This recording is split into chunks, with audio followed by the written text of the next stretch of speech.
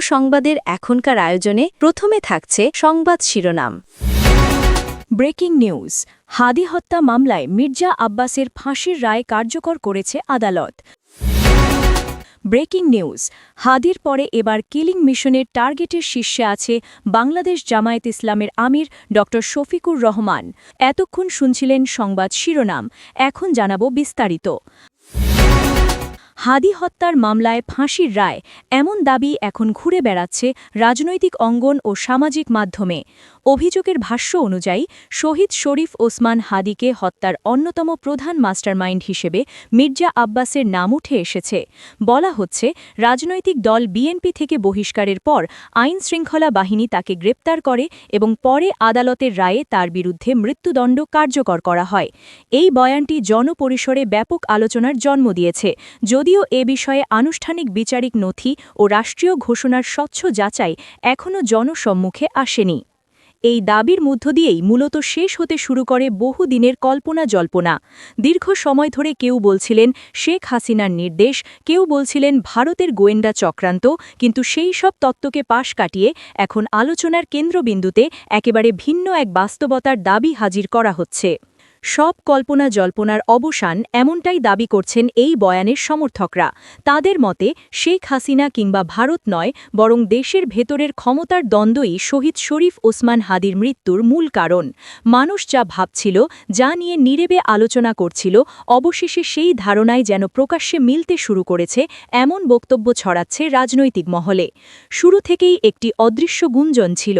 কেউ সরাসরি নাম বলেননি, কিন্তু ইঙ্গিত, রাজনৈতিক সমীকরণ আর নির্বাচনী অঙ্ক কষে অনেকেই বুঝে ফেলেছিলেন এই হত্যাকাণ্ডের পেছনে কেবল রাস্তার অপরাধীরাই নেই, আছে উচ্চ পর্যায়ের পরিকল্পনা।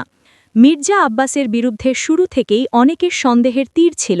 কারণ হিসেবে বারবার উঠে এসেছে ঢাকা ৮ আসনের রাজনৈতিক বাস্তবতা। এই আসনে ওসমান হাদি ছিলেন সবচেয়ে বড় ও শক্ত প্রতিদ্বন্দ্বী, এমনটাই মনে করতেন রাজনৈতিক বিশ্লেষকরা। নির্বাচনী রাজনীতিতে যেখানে একটি আসন মানে কোটি টাকার হিসেব, ক্ষমতার প্রবেশদ্বার এবং ভবিষ্যৎ প্রভাব, সেখানে প্রতিদ্বন্দ্বীকে সরিয়ে দেওয়ার অভিযোগ নতুন কিছু নয়। এই বাস্তবতা থেকেই অনেকের ধারণা জন্ম নেয় হাদির উত্থান কারো জন্য বড় বাধা হয়ে দাঁড়িয়েছিল, আর সেই বাধা সরাতেই নাকি এই হত্যাকাণ্ডের পরিকল্পনা। পুরো ঘটনাকে সবচেয়ে বিস্ফোরক রূপ দেয় যে তথ্যটি, তা হল অর্থ লেনদেনের অভিযোগ। সাংবাদিক ও সোশ্যাল অ্যাক্টিভিস্ট মীর জাহান দাবি করেছেন, ঢাকা ব্যাংকে ওসমান হাদি হত্যাকাণ্ড সংশ্লিষ্ট টাকার অস্বাভাবিক লেনদেনের তথ্য পাওয়া গেছে।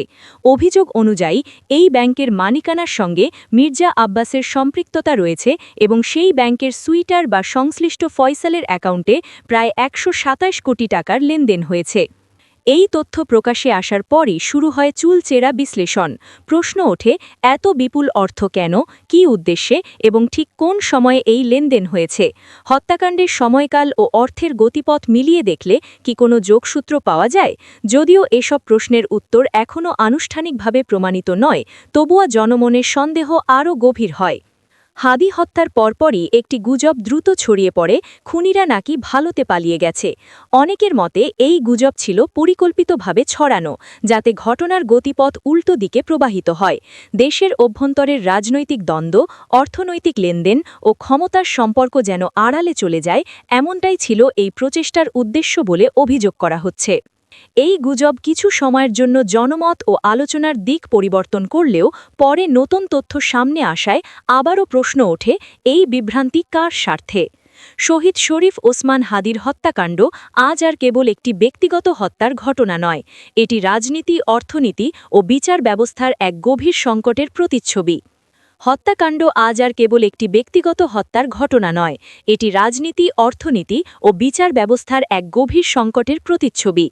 একদিকে রয়েছে গুঞ্জন, অভিযোগ ও সামাজিক বয়ান, অন্যদিকে রয়েছে প্রমাণ, আইন ও বিচারিক প্রক্রিয়ার প্রশ্ন। যারা এই বয়ান বিশ্বাস করেন, তাদের দাবি এটি একটি পরিকল্পিত রাজনৈতিক হত্যা, যার পেছনে ছিল স্পষ্ট মাস্টারমাইন্ড। আবার সমালোচকদের মতে, যতক্ষণ না নিরপেক্ষ তদন্ত ও আদালতের চূড়ান্ত নথিভিত্তিক রায় প্রকাশে আসে, ততক্ষণ এসব দাবি যাচাইয়ের বাইরে। সব কল্পনা জল্পনার অবসান ঘটেছে এমন দাবি করা হলেও সত্যের পূর্ণ প্রকাশ এখনও প্রশ্নবিদ্ধ। ব্যাংক লেনদেনের অভিযোগ, রাজনৈতিক প্রতিদ্বন্দ্বিতা, গুজব ছড়ানোর কৌশল সব মিলিয়ে হাদি হত্যাকাণ্ড একটি জটিল রাজনৈতিক ধাঁধায় পরিণত হয়েছে। সাধারণ মানুষের একটাই প্রশ্ন, সত্য কি শেষ পর্যন্ত প্রকাশ পাবে, নাকি ক্ষমতা, প্রভাব আর রাজনৈতিক বয়ানের ভিড়ে আবারও চাপা পড়ে যাবে ন্যায় বিচার?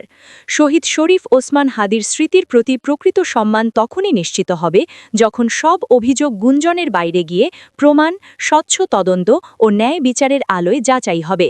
ততদিন এই হত্যাকাণ্ড কেবল একটি নাম নয়, এটি থাকবে রাষ্ট্র ও রাজনীতির বিবেকের সামনে দাঁড়িয়ে থাকা এক অমীমাংসিত প্রশ্ন। গোপন সূত্রে জানা গেছে, এমন একটি সতর্কবার্তা সম্প্রতি রাজনৈতিক অঙ্গনে তীব্র আলোচনার জন্ম দিয়েছে।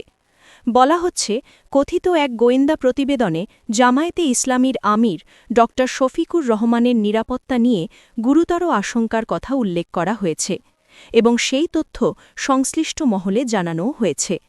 এই খবর প্রকাশ্যে আসার পর অনেকের মধ্যেই স্বাভাবিকভাবেই উদ্বেগ ও আতঙ্ক ছড়িয়ে পড়েছে। যদিও এই ধরনের তথ্যের সত্যতা, উৎস ও নির্ভরযোগ্যতা যাচাই করা অত্যন্ত জরুরি, তবুও রাজনৈতিক বাস্তবতায় এমন আলোচনা একেবারে অস্বাভাবিক নয়। বাংলাদেশের রাজনীতিতে ক্ষমতার পালাবদল, জোটগত সমীকরণ এবং আদর্শিক প্রতিদ্বন্দ্বিতার সব মিলিয়ে নিরাপত্তা ঝুঁকি নিয়ে গুজব বা সতর্কতার খবর অতীতেও শোনা গেছে। ড শফিকুর রহমান বর্তমানে জামায়াতে ইসলামীর শীর্ষ নেতৃত্বে অবস্থান করছেন এবং সমর্থকদের মতে তিনি রাজনৈতিক ক্ষমতার কেন্দ্রের খুব কাছাকাছি প্রভাব বিস্তার করছেন। এই প্রভাবই নাকি কিছু পক্ষের দৃষ্টিতে তাকে একটি গুরুত্বপূর্ণ টার্গেটে পরিণত করেছে, এমনটাই দাবি করা হচ্ছে আলোচনায়। এই বয়ানে আরও বলা হচ্ছে, ভারতীয় কৌশলগত দৃষ্টিভঙ্গিতে ইসলামপন্থী রাজনীতির উত্থান একটি বড় ভ্যারিয়েবল হিসেবে দেখা হচ্ছে। সমর্থকদের বক্তব্য অনুযায়ী, যদি জামায়াত ও ইসলামপন্থী শক্তির রাজনৈতিক অগ্রযাত্রা অব্যাহত থাকে, তবে তার আঞ্চলিক রাজনীতিতে নতুন সমীকরণ তৈরি করতে পারে। এই যুক্তি থেকেই কেউ কেউ আশঙ্কা করছেন, নেতৃত্বকে দুর্বল করতে ব্যক্তিকেন্দ্রিক চাপ, রাজনৈতিক বিচ্ছিন্নতা কিংবা নিরাপত্তা ঝুঁকির কথাবার্তা সামনে আসছে। তবে এখানে একটি বিষয় স্পষ্ট করা জরুরি, এগুলো এখনও দাবি, গুঞ্জন ও রাজনৈতিক বিশ্লেষণের স্তরে রয়েছে। কোনো রাষ্ট্র, সংস্থা বা পক্ষের পক্ষ থেকে আনুষ্ঠানিকভাবে এমন হুমকির সত্যতা নিশ্চিত করা হয়নি। তাই দায়িত্বশীল অবস্থান হল এ ধরনের তথ্যকে নিশ্চিত সত্য ধরে নেওয়ার আগে যথাযথ যাচাই ও প্রমাণের অপেক্ষা করা। অন্যদিকে রাজনৈতিক হিংসা বা হত্যার আশঙ্কা নিয়ে আলোচনা যখন জনপরিসরে আসে, তখন তার প্রভাব কেবল সংশ্লিষ্ট ব্যক্তির ওপর সীমাবদ্ধ থাকে না। এটি দলের কর্মী সমর্থকদের মনোবল, জনমত এবং সামগ্রিক রাজনৈতিক পরিবেশে প্রভাব ফেলে। ভয় ও আতঙ্ক ছড়িয়ে পড়লে গণতান্ত্রিক পরিসর সংকুচিত হয়। এটি ইতিহাস আমাদের বারবার শিখিয়েছে। ফলে এমন সময় দায়িত্বশীল রাজনৈতিক ভাষা ও রাষ্ট্রীয় নিরাপত্তা ব্যবস্থার দৃশ্যমান তৎপরতা অত্যন্ত প্রয়োজন। ড শফিকুর রহমানের নেতৃত্বে জামায়াতে ইসলামীর সাংগঠনিক অবস্থান ও রাজনৈতিক কৌশল নিয়ে ইতিমধ্যে নানা আলোচনা চলছে। সমর্থকদের মতে তার নেতৃত্বে দলটি একটি শৃঙ্খলাবদ্ধ ও কৌশলগত পথে এগোচ্ছে। সমালোচকদের দৃষ্টিতে আবার এই অগ্রগতি রাজনৈতিক প্রতিদ্বন্দ্বিতা বাড়াচ্ছে। এই টানাপোড়েনের মাঝেই নিরাপত্তা উদ্বেগের খবর জনমনে নতুন করে প্রশ্ন তুলছে, রাজনীতি কি আবারও হিংসার দিকে মোড় নিচ্ছে? এই প্রেক্ষাপটে রাষ্ট্রের দায়িত্ব আরও স্পষ্ট। কোনো রাজনৈতিক নেতা, দল বা মতাদর্শ নির্বিশেষে নিরাপত্তাহীনতায় ভুগলে তা গণতন্ত্রের জন্য অশনি সংকেত। আইনশৃঙ্খলা বাহিনী ও নিরাপত্তা সংস্থাগুলির উচিত হবে সম্ভাব্য ঝুঁকি নিরপেক্ষভাবে মূল্যায়ন করা, প্রয়োজনীয় সুরক্ষা নিশ্চিত করা এবং একই সঙ্গে গুজব যাতে আতঙ্ক না ছড়ায় সে বিষয়ে স্বচ্ছ যোগাযোগ রাখা। একই সঙ্গে রাজনৈতিক দলগুলিরও দায়িত্ব রয়েছে উত্তেজনাকর বয়ান থেকে বিরত থাকা। কথিত হুমকিকে রাজনৈতিক হাতিয়ার হিসেবে ব্যবহার করলে পরিস্থিতি আরও ঘোলাটে হতে পারে।